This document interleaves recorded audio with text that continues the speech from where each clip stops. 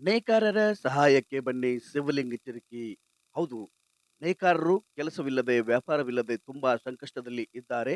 ಅವರ ನೆರವಿಗೆ ಸರ್ಕಾರ ಕೂಡಲೇ ಧಾವಿಸಿ, ಹೀಗಂತ ನೇಕಾರರ ನಾಯಕ ಮತ್ತು ರಾಜ್ಯ ನೇಕಾರ ಸೇವಾ ಸಂಘದ ಅಧ್ಯಕ್ಷ ಶ್ರೀ ಶಿವಲಿಂಗ ಚಿರಕಿ ಸರ್ಕಾರಕ್ಕೆ ವಿನಂತಿ ಮಾಡಿದ್ದಾರೆ.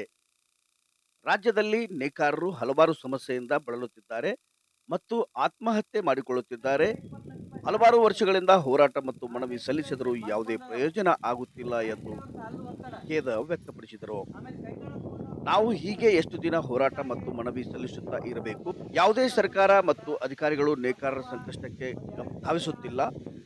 ಹೀಗೆ ಮುಂದುವರಿದರೆ ಇನ್ನೂ ಹಲವಾರು ನೇಕಾರರನ್ನು ಕಳೆದುಕೊಳ್ಳುವಂತ ಸಂದರ್ಭ ಬರಬಹುದು. ಕೂಡಲೇ ಸರ್ಕಾರ ಕ್ರಮ ಕೈಗೊಳ್ಳಬೇಕು ಎಂದು ಒತ್ತಾಯಿಸಿದ್ದಾರೆ.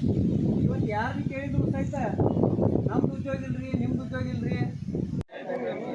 ಈಗಾಗಲೇ ರಾಜ್ಯದಲ್ಲಿ ಸಾಕಷ್ಟು ಜನ ನೇಕಾರರು ಬಾಕಿ ಬಿಲ್ಲನ್ನು ಉಳಿಸಿಕೊಂಡಿದ್ದು ಈವರೆಗೆ ಆ ಸಮಸ್ಯೆ ಇತ್ಯರ್ಥ ಆಗ್ತಾ ಇಲ್ಲ.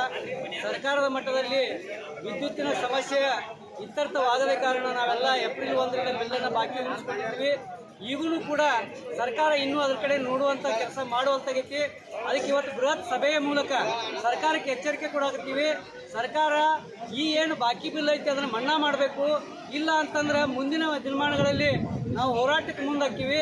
ಜೊತೆಗೆ ತಾವೇನಾದರೂ ಇಲ್ಲ ನಮ್ಮ ಕಡೆ ಬಿಲ್ ತುಂಬಿಸ್ತಾನ ಅಂದ್ರೆ ಅದನ್ನು ಮೊದಲಿನ ಏಪ್ರಿಲ್ 1ಕ್ಕಿಂತ ಮುಂಚೆ ಏನಿತ್ತು ಆ ಸ್ಲ್ಯಾಬ್ ಒಳಗೆ ನಮ್ಮ ಬಿಲ್ಲನ್ನು ತುಂಬಲಿಕ್ಕೆ ವರ್ಷಾನುಗಟ್ಟಲೆ ಕಂತುಗಳನ್ನು ಮಾಡಿ ಕೊಡಬೇಕು ಅಂತೇಳಿ ಸರ್ಕಾರಕ್ಕೆ ನಾವು ಈ ಮೂಲಕ ಒತ್ತಾಯ ಮಾಡ್ತೀವಿ. ಹಾಗೂ ರಬಕವಿ ಬನಟ್ಟಿಯಲ್ಲಿ ಇವತ್ತು ಜಿಲ್ಲಾಧಿಕಾರಿಗಳು ಜನಸ್ಪಂದನ ಕಾರ್ಯಕ್ರಮವನ್ನು ಇಟ್ಕೊಂಡವ್ರೆ. ಇವತ್ತು ಜಿಲ್ಲಾ ಉಸ್ತುವಾರಿ ಸಚಿವರಿಲ್ಲದೆ ಈ ಒಂದು ಜನಸ್ಪಂದನ ಕಾರ್ಯಕ್ರಮ ಮಾಡೋದ್ರಿಂದ ಕಾಟಾಚಾರಕ್ಕಾಗಿ ಈ ಜನಸ್ಪಂದನ ಕಾರ್ಯಕ್ರಮದ ಅವಶ್ಯಕತೆ ಇಲ್ಲ ಅಂತೇಳಿ ಈ ಭಾಗದ ಜನರೆಲ್ಲ ನಾವು ಸರ್ಕಾರಕ್ಕೆ ಒತ್ತಾಯವನ್ನು ಮಾಡ್ತೀವಿ. ಕಾಟಾಚಾರಕ್ಕಾಗಿ ಈ ಜನಸ್ಪಂದನ ಮಾಡಿ ನಮ್ಮ ನೇಕಾರರಿಗಿರ್ಬೋದು, ಜನಸಾಮಾನ್ಯರಿಗಿರ್ಬೋದು, ಕೂಲಿ ಕಾರ್ಮಿಕರಿಗಿರ್ಬೋದು ಇದರ ಸದುಪಯೋಗ ಆಗಂಗಿಲ್ಲ ಅನ್ನುವಂಥ ಒಂದು ಅಭಿಪ್ರಾಯ ನಮ್ಮದಾಗೈತಿ.